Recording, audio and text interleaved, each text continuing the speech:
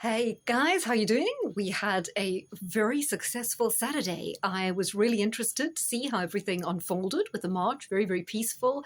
I mean, very, very few arrests given the massive scale. So, a lot of people discussing how many people were there. I did flick over to Sky News as they were just before the actual main part of the rally began, and the Sky News presenter and the guest were looking at the crowds stemming back from all across through Waterloo Station, back to Stamford Road, coming across Westminster Bridge, and their jaws were on the floor. They were genuinely shocked, surprised. They couldn't believe the density.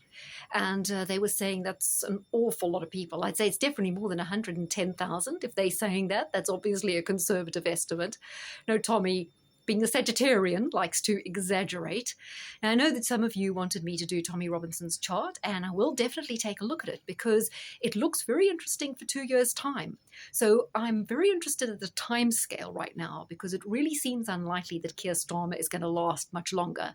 They're saying he'll never last till May, but I really don't see they'll risk it until May because if they'll just be a rout at the local elections. I don't think they can risk that. They really need to get rid of him now before there's any more damage to the economy, to public perception, although I would say Labour are absolutely unsalvageable at this point. It's done and dusted. People have had enough. And so many people out at the rally, they're not necessarily Tommy supporters. We know that there's issues with his funding and money and other things, and sometimes people who he hangs out with, right? But people were there. People were disturbed with what happened with Charlie Kirk. People see the direction their country is going in, and it's time to unite. Now, and I think people were coming there with many different perspectives, but with a deep love for their country, their culture, and wanting to turn the ship around. Another thing I noticed as well is the huge shift in the Overton window. Even the people who were on stage speaking are now talking about remigration, net zero immigration, there's definitely a shift. It's not the kind of talking points I would have expected from rallies in the past. They're talking a lot more tough. I'm actually surprised they were able to go as far as they did. Some of the people, right? You can tell that there's a big shift. And like I said the other day at the hotel protest, people say protest doesn't count, but it's very important that people have these feel-good moments, that they come together in real life with other people, and they have discussions out in the open away from social media, because a lot of people are identifying the exact right issues. And, everything has to start somewhere. I mean, some people are real Debbie Downer.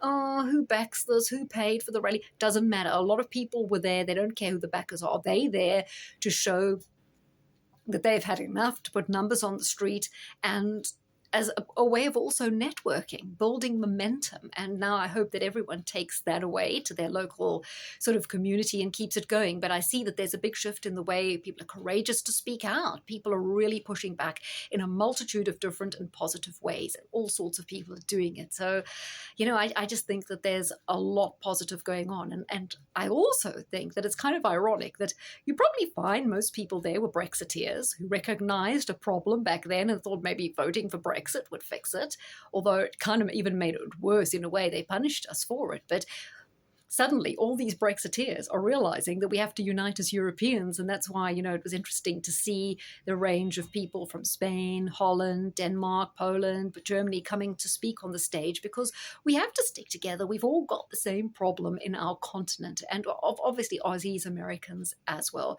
We are losing a grip of our destiny, and it's time to seize it back. So I feel very positive about the whole thing. Like, I'm not saying, oh my God, Tommy's the be all and end all and all the speakers are great and all these people don't have maybe sometimes other agendas, or there aren't people in the wings that are troublesome.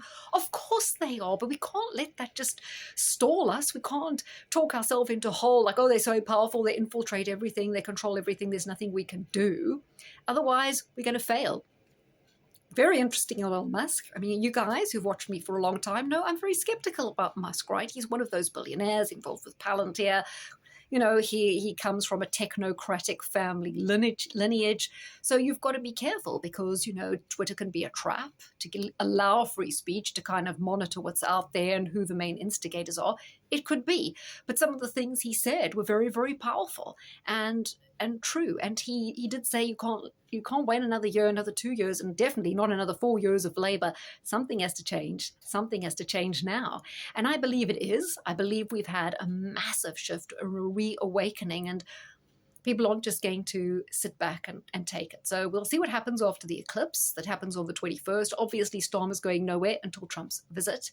After that, I think things will rapidly unravel. Now, when I gave the prediction at the beginning of the year that Starmer would be gone, sort of either October or January, it seemed like high hopes. Hoped it would be true. The chart was definitely saying a shift, but it's looking closer and closer to that actually happening. But we don't just want him gone. We need the Labour Party gone. We finished with the Conservative Party. Reform, well, they're stacking the deck with lots of old Tories, but in the short run, it has to be them. We can't go splitting the vote. So Ben Habib and Nick Tinconi, UKIP, all these people, they've kind of got to make an arrangement with Reform. We cannot risk splitting the vote. So everyone has to get behind Reform, and then the pressure is on Reform, and we've got to drag them. I've already seen how much the kind of discourse at the Tommy rally has been dragged further in the right direction. So we just got to drag Reform further in the right direction. So there's a lot of good stuff happening. So guys, I was thinking about trying to do a few lives. Would you be interested in that? I've just noticed that I've got a bunch of new subscribers. So for me, that was huge, getting about 30 or so more subscribers. So thank you to everyone who's a new subscriber. I really hope you'll enjoy the content. I thought I'd do some more lives to kind of boost my channel a little bit more. I don't know if you guys would enjoy it because we can do it more interactive. But my political and more current affairs-y vlogs are just so much more popular than the astrology ones. Although sometimes, there's probably a limit you can talk about with astrology and politics every day, but I guess politics is an endless field we can tap. So let me know what else you'd like to see on the channel. If you would like to see some lives, we discuss issues of the day and we interact, and maybe you guys can ask me about charts. I know you asked me about David Lammy and various people, and we can dip in to some political charts just as of a live, because it's probably not worth me doing an entire video on David Lammy's chart because it won't get that many clicks. But if we do it as part of a live, that could be quite enjoyable, along with looking at Tommy and some other people. So let me know what you most want to see from the channel. Do you want astrology stuff, or do you want loads more political astrology? Because it's kind of what I enjoy doing most, and it seems to be what you guys most enjoy. So I hope you had I did watch, by the way, loads of YouTubers I did DP Audits, Truth Hurts, Billy Moore. I watched his. Billy Moore is a great channel if you guys haven't discovered him. It's not hyper political. It's more of a documentary on life in Britain. I do find that quite good, but he generally covers these protests, so it's quite interesting. So I got a feel from all the different YouTubers, some who didn't manage to get to the main area in Whitehall, but you do get a flavor of the busyness, the kind of things people are saying, the vibe, the attitude, and I would say these people are generally very awake. They understand that it's not just about Keir Starmer. There are bigger forces at work, from the Black Rocks, the NGOs. They're seeing a much bigger picture, and they're wanting to reach out to people in Europe as well. So it's a collective force against all this. So all good, guys, and see you soon.